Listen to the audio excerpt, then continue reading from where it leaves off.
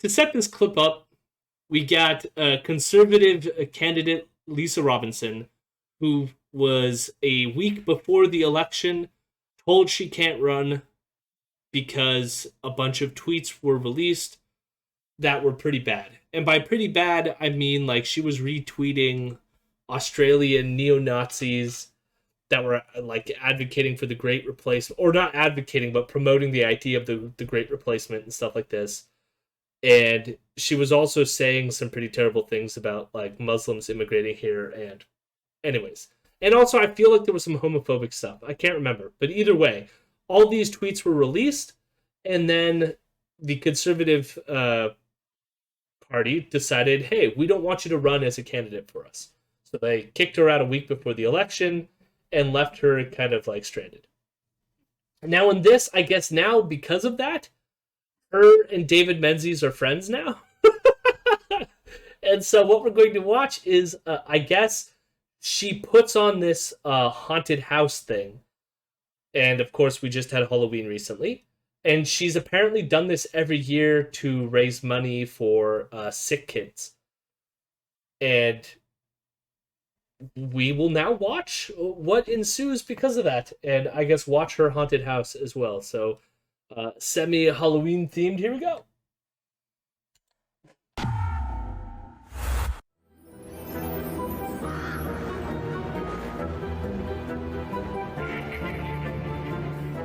Well, you know, kids, Halloween will soon be upon us, and you want to know what's really scary?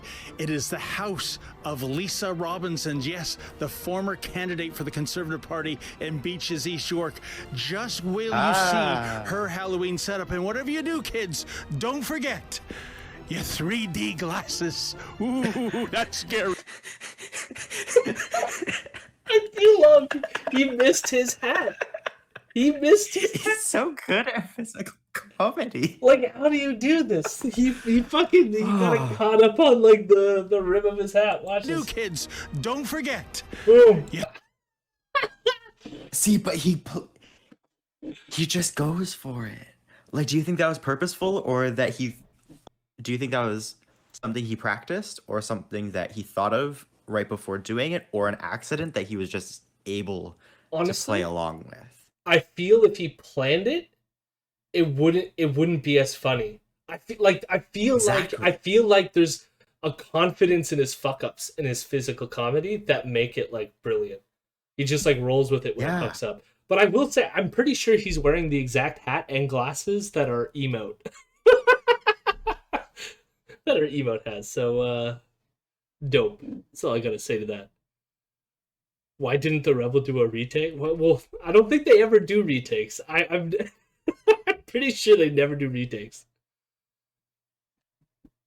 Well, Nam's decision is they probably did so many that they just gave up. I don't know. I'm of the opinion that they, in order to save time, because David Menzies, he's going to be in and out. He's not going to do double takes. Yeah, that's a post-Scotch freeze. Yeah. He's got LCBOs to occupy. There's elements of this where I'm like, there was a lot of effort put into this haunted display. To a point, some of it seems like, there's the blood splattering on the wall here and to make it look like a diner and stuff like this, but then also some cheaper thrills. I will say, like, when I was younger, my dad and I used to go all out and make huge displays in our front yard. And we were like the house, like our neighborhood in Cambridge, Ontario, we were on the edge of town, right? Where like the country was, and then we were like the first house of the suburb. And a lot of kids used to come, like the parents would drive them in from the country to our place specifically to go trick-or-treating at our house for the displays that we would have. And I remember, so my dad, he used to work at a chemical company, and he had these like giant like barrels that you would fill chemicals in with like giant corrosive labels and stuff on the side. So we one year took like one of the barrels with the corrosive signs, cut it in half, built a gallows and hung a person into one of these barrels, and then had our air pressure like we had an air pressure thing to fill up tires and stuff like that, but we put it around back, but had it connect up to the barrel. and then filled it with water and soap suds so that like it would be like acid was burning the people that we were dipping from the gallows into the buckets. We went all out, you know. It's tons of fun. So I appreciate some effort into a haunted mansion. Although it's also weak seeing it during the day, you know. It doesn't really have the same effect in the brightness of the day, I guess. But then, all this being said, it was constructed by a racist, so or alleged racist, because the tweets apparently are fake. 3D glasses. Ooh, that's scary.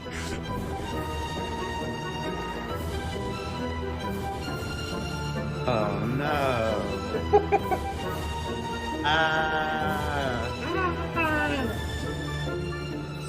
Scary. Oh, we got some rules here. So the admission fee is $4 per person. Proceeds to sick kids' brain and mental health. Robinson Haunt House rules: maximum 4 people at a time through haunted house. Children under 5 must be accompanied by an adult. No smoking, food, or beverages. Running or pushing. No flashlights, cameras, video recorders, or cell phones. No touching anything, especially the actors. Anyone caught breaking the rules will be immediately escorted off the premises. For your protection and ours, video surveillance cameras are watching throughout the haunt. If you become frightened and can't continue, please go back to the entrance. The haunt is not recommended if you're pregnant, claustrophobic, have seizures, heart or respiratory conditions, or are a big wimp. Haha! Enter at your own risk. Okay. Interesting. The thing is, so we're going to find out that they have issues with the charity because of this, due to COVID stuff. And I'm just going through this list here going, why so many rules such that you would be like upset with certain like COVID, like enforcing COVID stuff? Like you're cool with like no smoking. Why not take the risk? You know? Hello, Hildebeest. And thank you for visiting us as well. I always check out Hildebeest, and so should all of y'all. They had a good stream, I guess, from what I saw. So go check out Hildebeest. Do you like I remember one stream with you, Hildebeest. We're watching the like cakes that were like zombie cakes and like monster cakes, but I don't know if you like a good haunted house as well. That is what we're watching currently. David Menzies Haunted for house is Rebel too News scary. here in Pickering. Whoa! Is that the voice of Elrond? Your Lord and Savior, Elrond Hubbard, has arrived. How's it going? I just removed you from the names. I gotta add you back on there. I didn't know you were showing up. Oh, sorry. I tried to message say I'd be a little bit late. I was busy getting intoxicated, of which I currently still am. So I'm excited to hear about this haunted house that David Menzies has found himself in. Well, if You missed half an hour of crypto and NFT talk. Yeah. Oh, so I missed the worst part of the stream. Awesome. Yeah, No, we everything were worked having out. fun with it. We were having fun. we're I like, starting. I like talking about a fucking still image. That sounds like a lot of fun. Yeah. We're starting our, Yeah, our yeah, Imperial coin. All right, so you gotta buy in. You gotta pump and dump. Pump and dump. I will say as well, I don't have any fanfare, but happy birthday. It wasn't today, but it was in the recent past. So happy birthday, Elrond. Oh, thank you. I'm 40 now. It's great. You're not 40. Get the fuck out of here. I will always remain the elder on this stream. But yes, happy birthday. And if you don't remember, this person on the right here was the conservative candidate that was no longer allowed to run because she had racist tweets. Oh, I remember. No, I remember. I'm well aware of who she is. Apparently, she's a haunted house appreciator as well. So, fun times. Ontario, and folks, I am at the residence of Lisa Robinson. You might remember that name. She was the Conservative candidate in Beaches, East York, until unfortunately her own party canceled her in September. We'll have a Canceled. separate video on an update to that egregious story. But I'll pause it here. I watched the other video, which was like another 8-minute video, and nothing was said. Like any update on like the fact that her candidacy was, I guess like she is filing some kind of complaint because apparently she claims that they stole her campaign signs or something.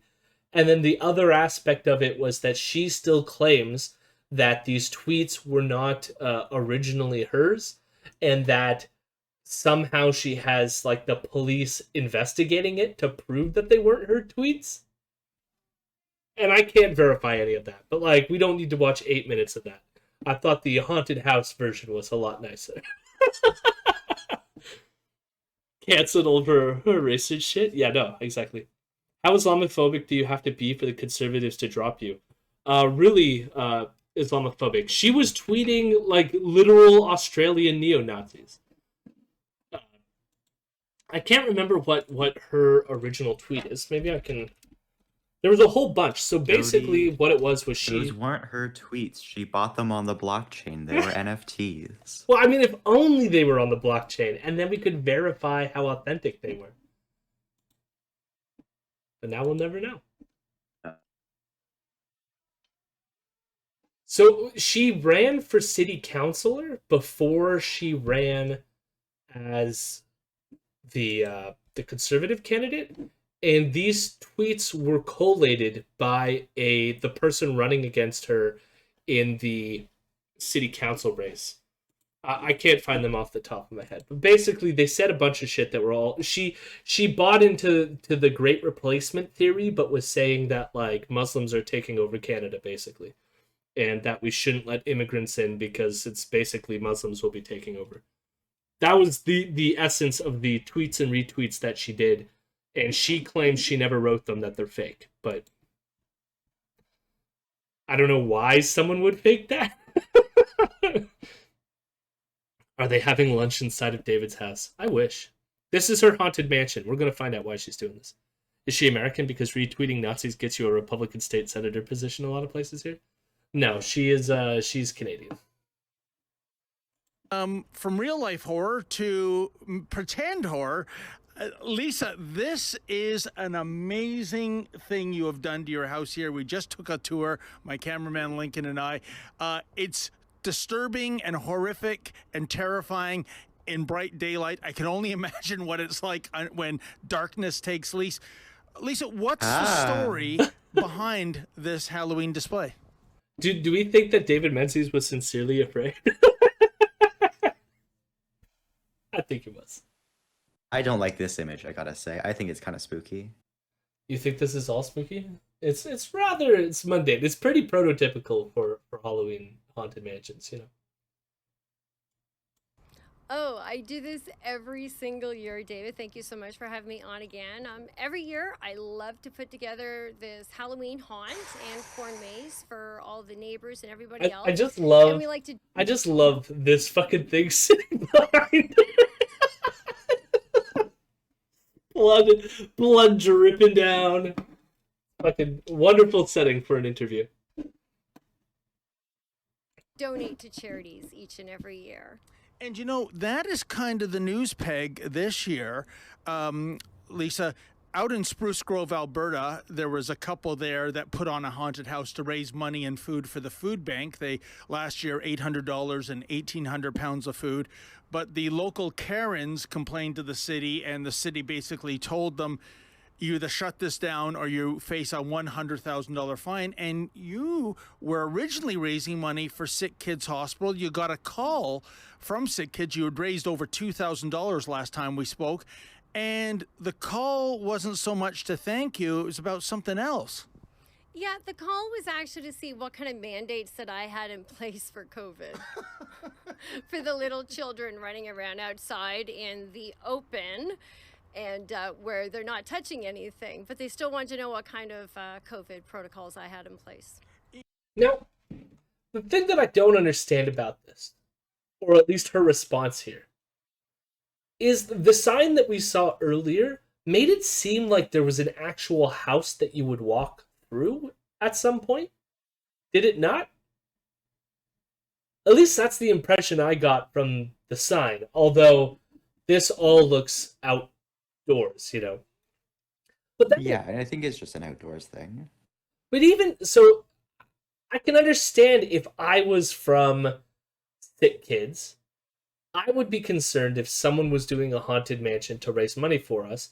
If it was an indoors haunted mansion and you were having kids walk through it without masks during a global pandemic, only to donate that money to us to help the kids once they get sick from COVID. You know, there's like an element of there of like defeating. You don't want to raise money for sick kids while creating sick kids, right? That's I think that's a something that the charity would like to maintain, right? I don't think that's unreasonable of them at all, you know? It's like we're we're gonna raise money for sick kids by endangering children.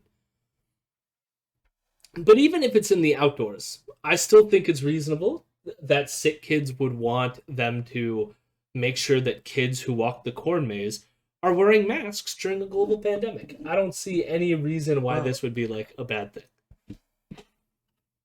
And you know, if like I think it's less of a risk for the kids than it is for the like performers or whatever you want to phrase it as, with like the people dressed up to be spooky and scary and skeletons and such.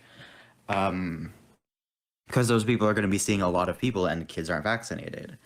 Yeah. So like, I don't. It was I mean, it's like, yeah, whoa, we exist in a global pandemic that like we haven't really had a same situation for in 100 years. So whoa, things are different than previous years. How surprising. but that's why I wanted to stop on the rules on the sign in the first place, because you would think something like a no smoking thing would also be for the safety of the staff that are working there, or even the no alcohol. Like, you know what I mean? Like having drunken people walk through the maze and destroying stuff and harming people on the way is obviously seen as a negative thing that you want to try to mitigate or stop from happening in the first place, right? Which is why they have it on their fucking sign. But when it comes to, like, I don't know, implementing a mask policy to help mitigate the spread of a pandemic, that is somehow like, oh, now they want like limitations on this thing? How dare they for like trying to shut us, not take our money when we're trying to be so charitable? You know, it's like at that point, it's like, why are you doing this? You're aware that some risks are worth mitigating. Why not just go the extra step and mitigate against this current risk, you know? It's just so silly. You know, I subscribe to the saying, it's one thing to look a gift horse in the mouth, it's another to kick its teeth. And to me, this is more horrific than any vampire, werewolf, or zombie. Oh, how scary. It's one thing to look a gift horse in the mouth, there's another to kick its teeth in. How is Sick Kids going, if you don't make sure that like pandemic protocols are being practiced, we don't want your money? Well, how is that kicking her teeth in? I don't understand this metaphor. Like it is framed in the like as Olivia's saying, like in the cancel culture war kind of like language, but it's like, are they not like some charities are gonna be like, I don't want to work with you, we don't want money from you. You know what I mean? Like that's not cancel culture. That's going, you're bad PR, or you're doing things that we do not think are safe, and so we don't want to sanction the activity, you know? Like, I love how just any refusal to work or, like, allow a conservative to do things is now cancel culture. I don't even know how we got here. Jesus Christ. Lisa, you, out of the goodness of your heart, you have invested thousands of dollars of your own money. You're raising thousands for Sick Kids, and it's Yeah, we're more concerned with masking, social distancing, vax passports, what have you. I mean, I think that's outrageous. I really think it was outrageous too, David. You And, didn't have to spend that money though.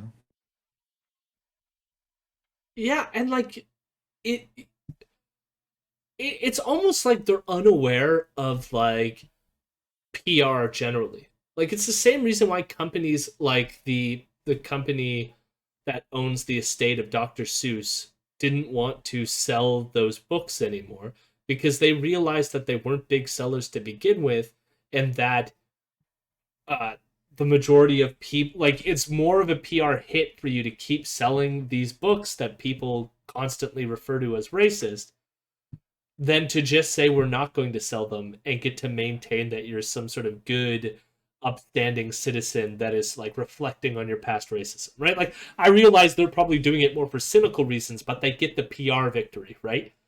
So it's like Sick Kids is a little bit better, I think, than like in the sense that they're supposed to be a nonprofit than a for-profit corporation, but they still have a sense of like how is anyone going to take us seriously if we allow people to run activities that go against COVID mandates and then donate that money to us, especially when we're a health like oriented charity or nonprofit, you know? Like it it would be easy for anyone like, why would I donate to Sick Kids when they don't mind other people putting other people's health at risk in order to raise money for them? It's just standard fucking PR. Yeah, and like nonprofits and charities and whatever have the right to refuse to accept donations. Like, No, you have to. You now have to because of cancel culture. See, what they want to do is they want to mandate it so that every charity has to accept every donation. It's nonsense. really struggled with my conscience to see if I wanted to continue raising funds for sick kids.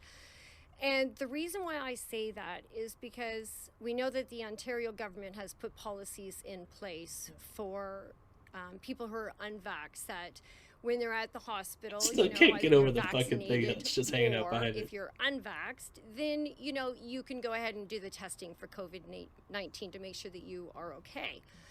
But unfortunately, it's very disturbing to me that Sick Kids Hospital has decided to put the children aside, their needs aside, and what they have done is the doctors that serve those children, the nurses, all the support staff, they have decided to send them home because they're unvaxxed. So they are discriminating against the unvaxxed for... Well, I almost didn't follow that thread there. I thought she was gonna be like, they're putting them all at risk by not accepting my like measly donation raised from this haunted house. But instead it was like, they're putting them all at risk because they're enforcing vaccine mandates. Like Sick Kids is dealing with like children with like cancer, for example. You know, people with depleted immune system, many of which cannot receive vaccines, even if they are 5 and above.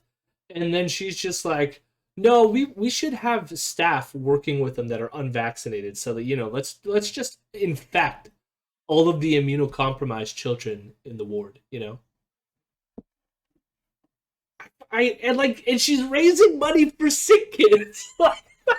So there's like a part of me goes,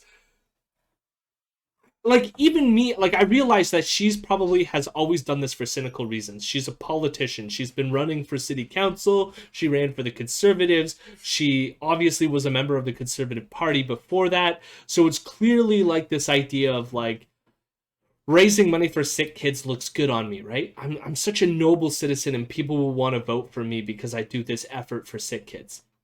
But even if I want to say like deep down, it's like, well, I actually, like, fuck all that. All I have to say is, like, it clearly must be cynicism.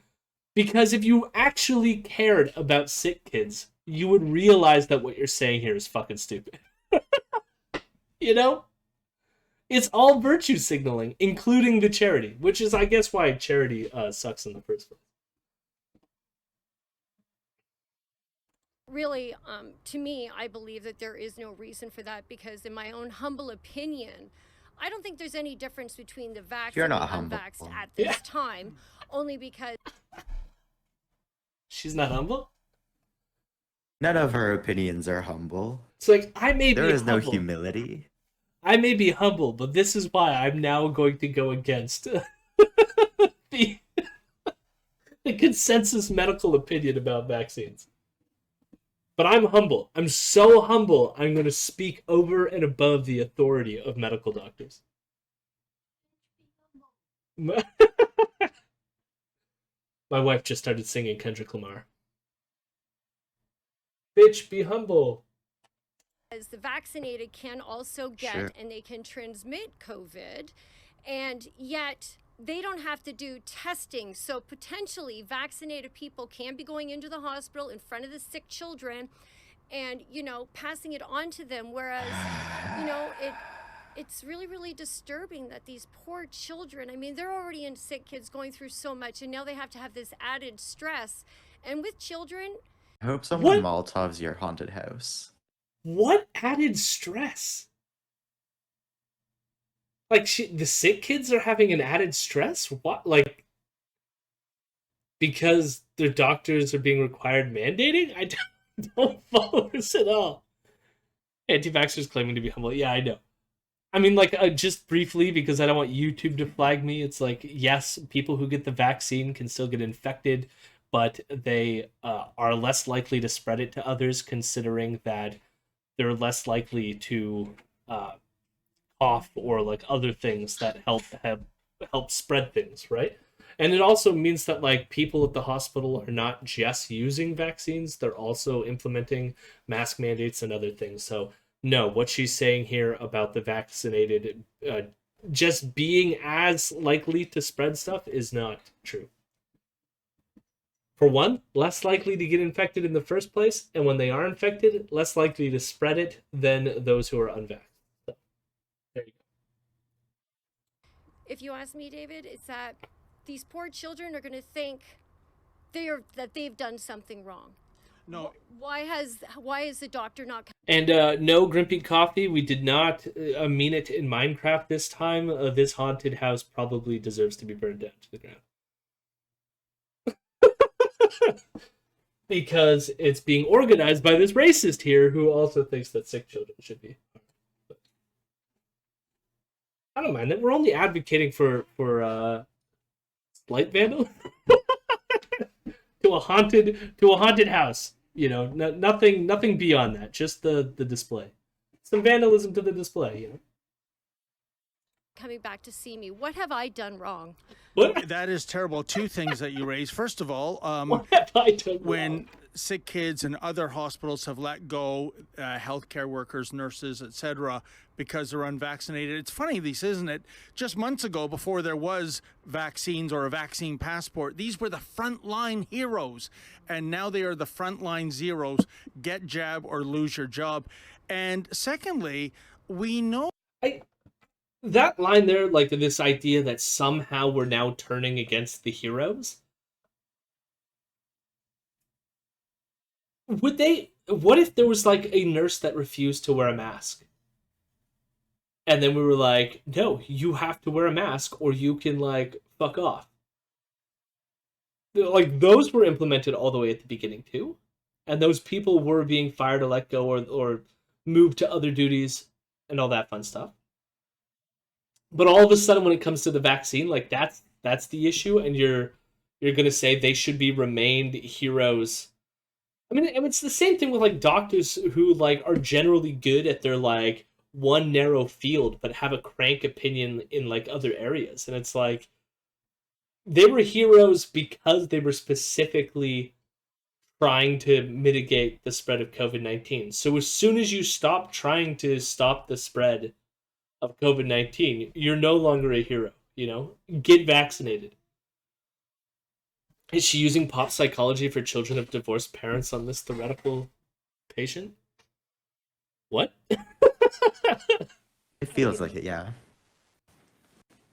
Saying like, oh, if the doctor is gone because the doctor didn't get vaccinated or whatever, then the kid's gonna blame themselves. because they've already experienced so much in their life, and all they already know is loss. So when their doctor goes, it's the kid's fault. What? She was blaming the kids in a, or saying that they're gonna feel like they should blame themselves. Whatever. Yeah, I don't yeah. even need to justify this. That was the pop psychology about divorce, which is like, if the dad leaves and the kid's gonna blame themselves supposedly because kids are self-centered. I don't know. Like, sure. Yeah. Sure. From That's the all you data, can say. and it's Yeah. supposedly science driving all these decisions. Children are It is virtually science, invulnerable. David. The last time I checked, only 3 persons in Ontario under 20 had died from So I like the, what is it, virtually? What did he say? What was, Virtually nobody has died. I don't Ontario know. under 20 had. I can't- Last what time would I checked, only 3 persons Oh, in this is- Ontario. And secondly, we know from the data, and it's supposedly science driving all these decisions, children are virtually invulnerable. The last virtually invulnerable, but then he goes on to admit that like 3 of them actually died. Now that depends on where you draw the cutoff of children here, but like people have died, but then it's not just deaths, it's hospitalizations and it's long-term effects, which is affecting more than just 3 kids. So Last time I checked, only 3 But they're persons in virtually Ontario under invulnerable. 20 had died from COVID-19, and that is the most relevant stat, the death statistic, not those who catch it and recover. And of those 3, I understand but why? they all had a complicating medical issue. So the idea that So everyone with complicated medical issues, fuck you, you don't deserve to be counted in the statistics.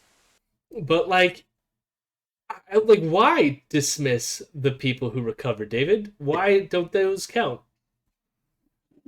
Also, in a conversation about sick kids, Yeah, being like, "Oh yeah, fuck those sick kids.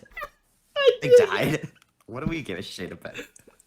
Like, oh, so you got a disease, but you had other comorbidities. Like, go fuck yourself, children. What? David runs into a hospital, Oh my god. pediatric ward, and just starts mocking the kids. Yeah. Oh my god. Fun fact, children sitting at a zombie haunted house bar who tweet racist shit or shit missiles. Yes. You've nailed this situation completely. Just like, it's amazing, like this link between, like, they even talk about this with like the older population, which is like, we got to respect our elders. We need to care for these people. It's terrible what's happening at long-term care homes. But then they're like, yeah, but the only people dying from this thing are just old people, and they have and they're obese. So like, fuck them, No consistency. Comorbidities is too nuanced for of a concept for these two. Yeah. somebody at Sick Kids is so sensitive about your COVID protocols when this So is an sensitive outdoor about sick venue. kids. The lion's share of the people coming here, I assume, are children. The ones who withstand this virus the best. How do you make sense of this? I mean, there's also the level of him framing it in terms of so sensitive. From what we've gathered of this conversation, it sounds like they just reached out to make sure that this haunted house is following COVID procedures. Like, that's so sensitive. Like, it's actually possible. I don't know all the details, but it could be that they're required to check that, even like through the government or something like this, because I don't know what all the legislation looks like in terms of the shit for nonprofits. But my guess is they can't run fundraising that goes against the COVID mandates. I don't know, that's weird. How dare they be so sensitive? Yeah. You really can't make sense of it, David. You honestly cannot make sense of it, because it doesn't matter if you're vaccinated or unvaccinated. You can still get and transmit COVID to people. So I find it very And give, transmit, enter, exit. I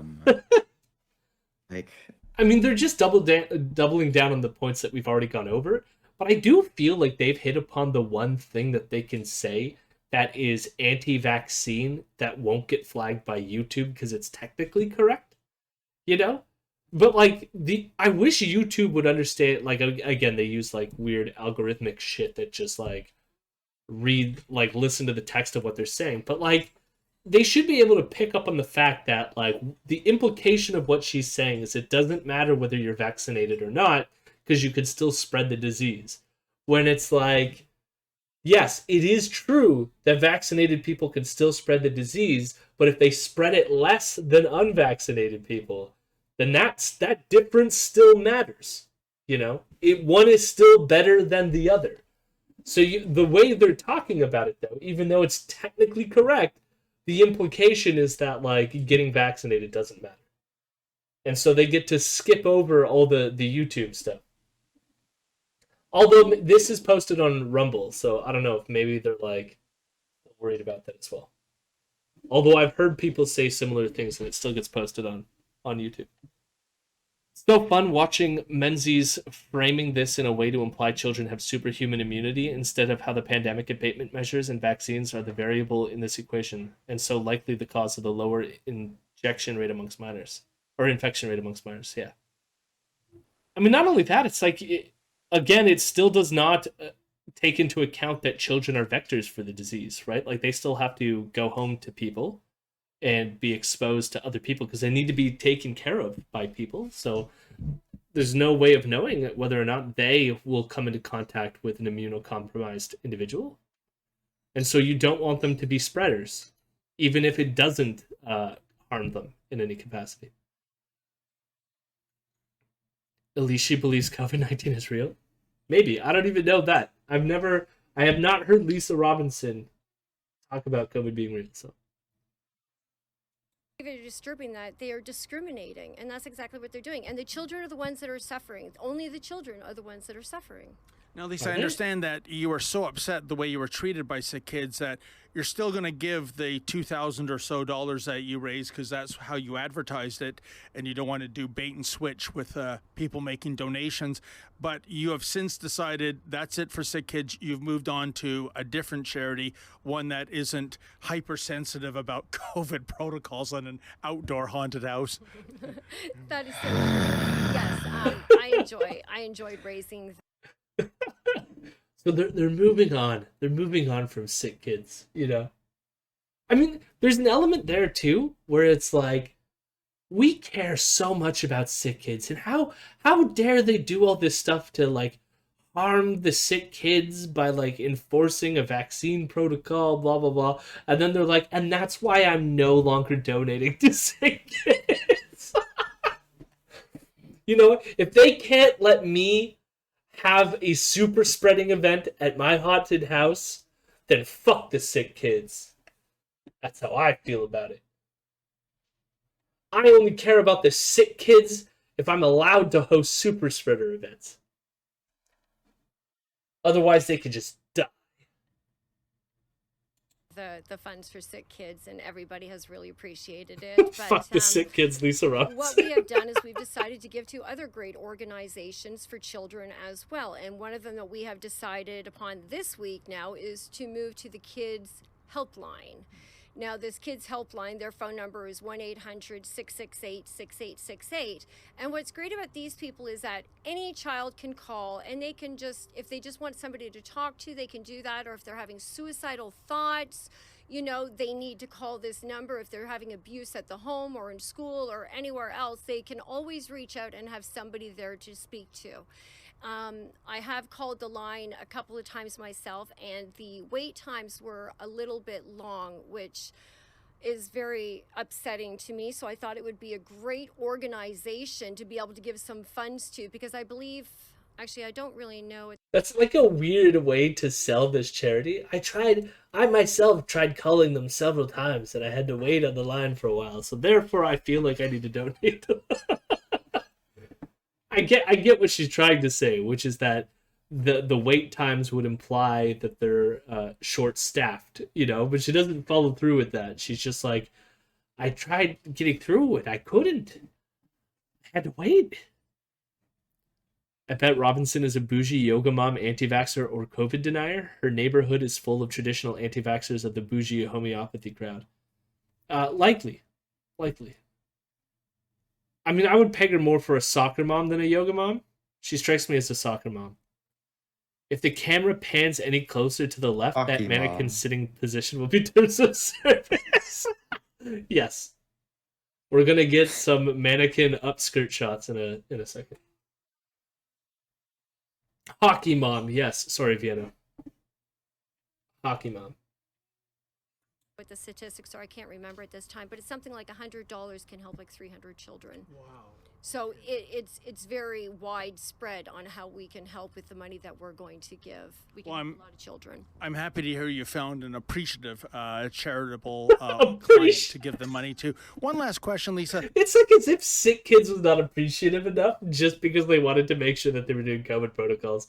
I don't even the best part is they haven't even like I don't even know if she's like filed or communicated with the health line that she's talking about.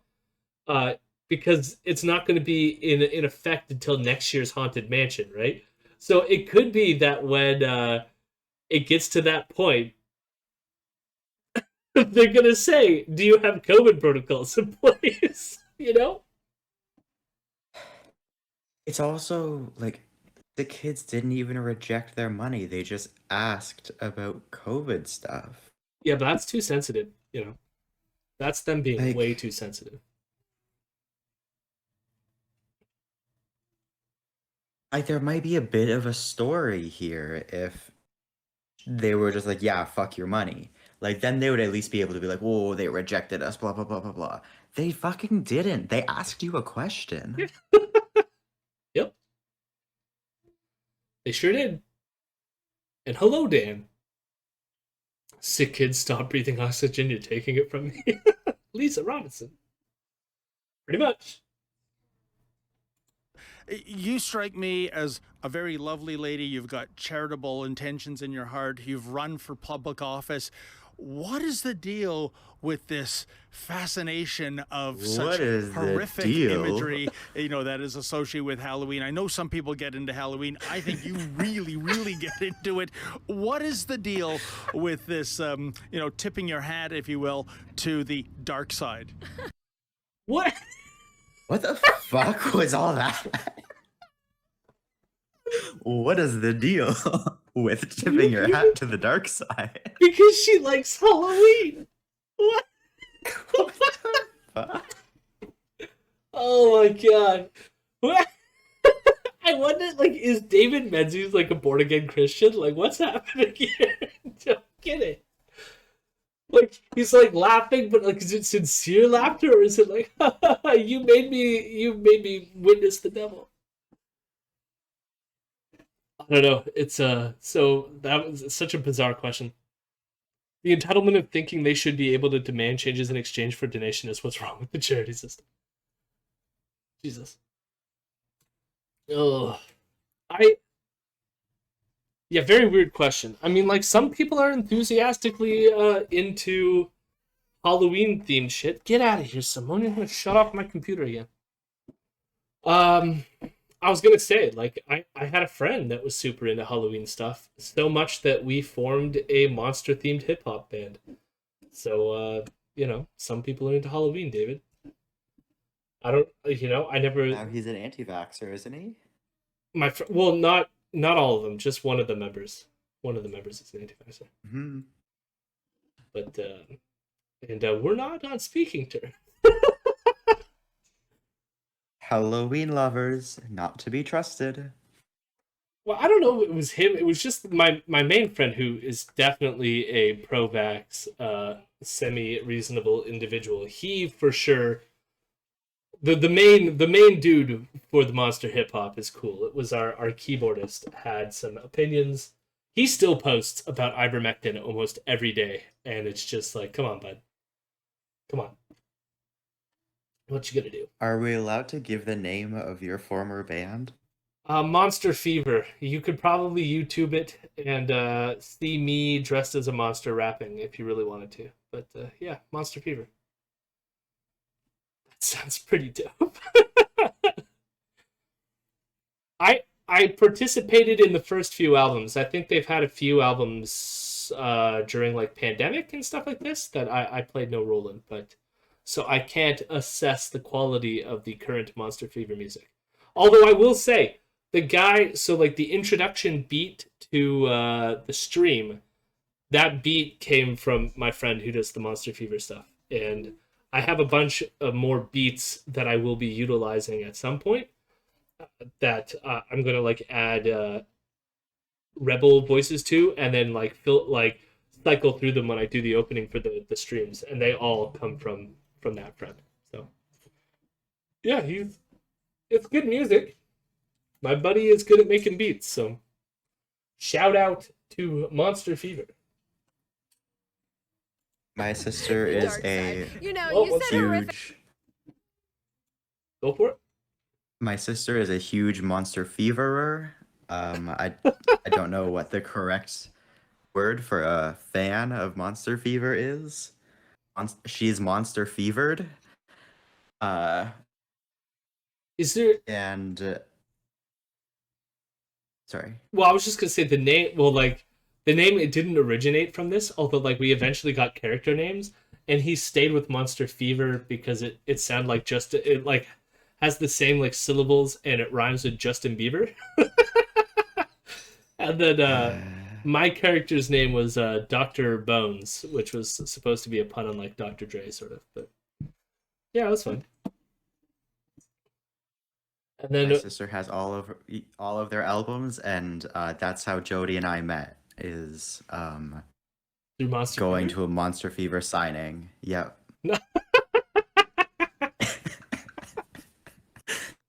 I'm just the funny thing is I want to roll with that. Like, Yeah. Oh, No, I think God, we oh, should no, just my lie. God, That's how we yeah. met.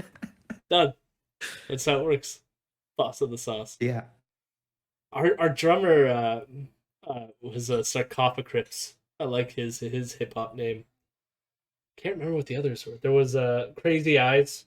Crazy Eyes is the ivermectin fan. She has a fever, and the only prescription is Monster Fever. Yeah. All right, let's go. The dark side. You know, you said horrific a couple of times now, David, and it is actually a lot of fun as well. So many people, even 3-year-olds, can come through here and actually laugh. Some will cry, but I would have to stem it back to my childhood, but not my younger childhood. I was probably a teenager, and my mom had created this thing called Harold.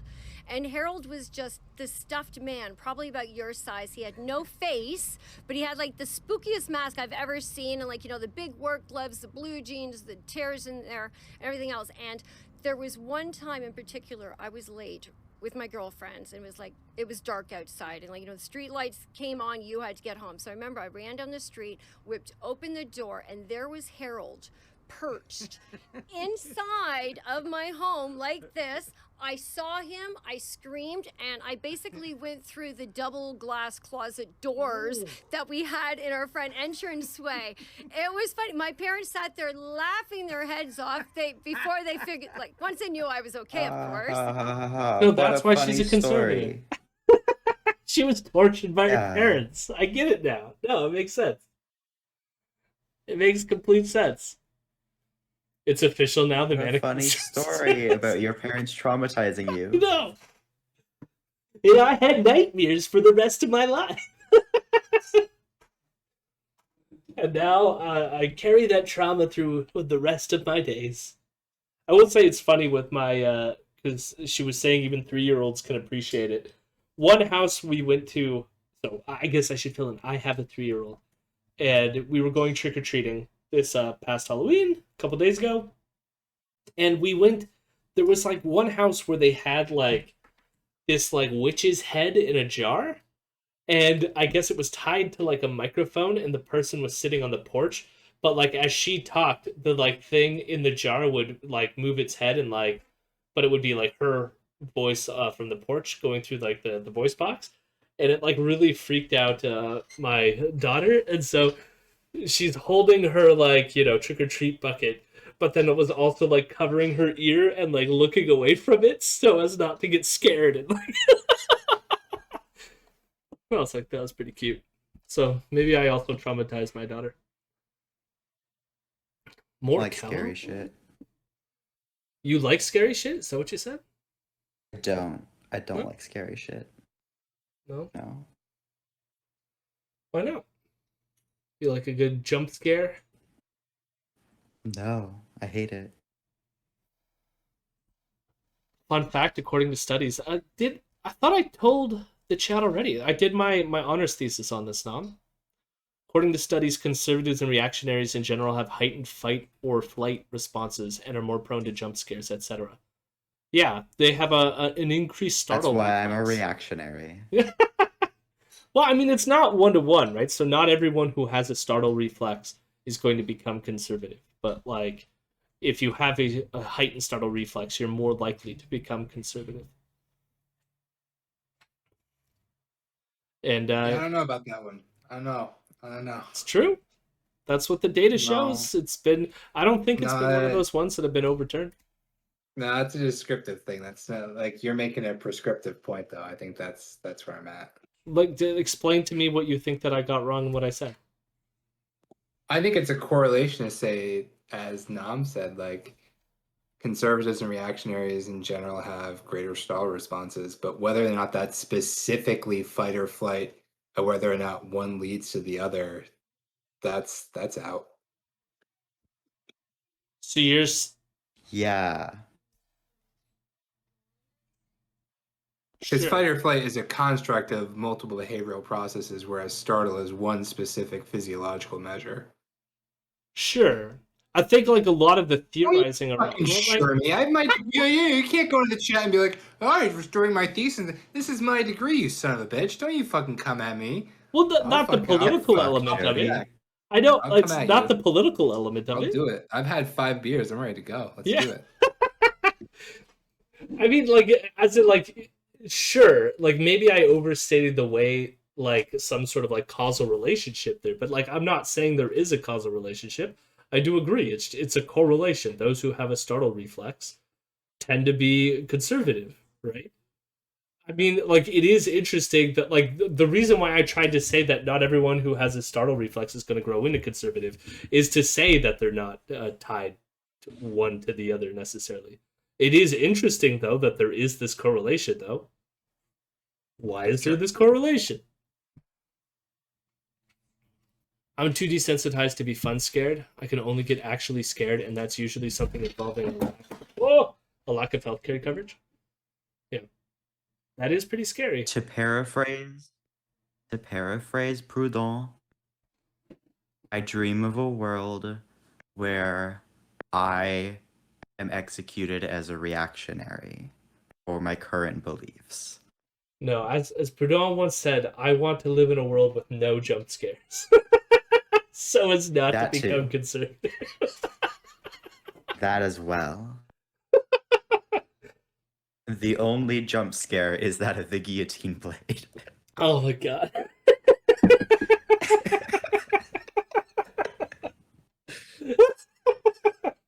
Fair. Oh my god. And then it was funny because after that, Harold just kept on making appearances, whether it be in August, he would end up in the toilet if I got up in the middle of the night, scare the bejeebers out of me again. But it all stems from Harold. And I just fell in love with Halloween at that point. Wow. Well, you know what? I'm so happy, Lisa, you've transferred your love of Halloween into raising money for good charities. And as far as those charities that have questions about COVID safety, as far as the COVID Karens out west shutting down a similar facility as Lisa's, well, I guess welcome to Canada in 2021 with the pandemic, where no good deed goes unpunished. For Rebel News, I'm David the Menzoid Menzies. Well, there you have it. I love how the story also like expands to the fact that like it wasn't just a one-off thing. Like her parents continued to scare her with this fucking like Harold creature throughout her childhood. Love it. No good deed goes unpunished. Yes, that's what sick kids are punishing people by making sure that they're enforcing COVID policies. Got it. Nailed it. Hello, my rebels. Hello, my rebels. I'm a good boy.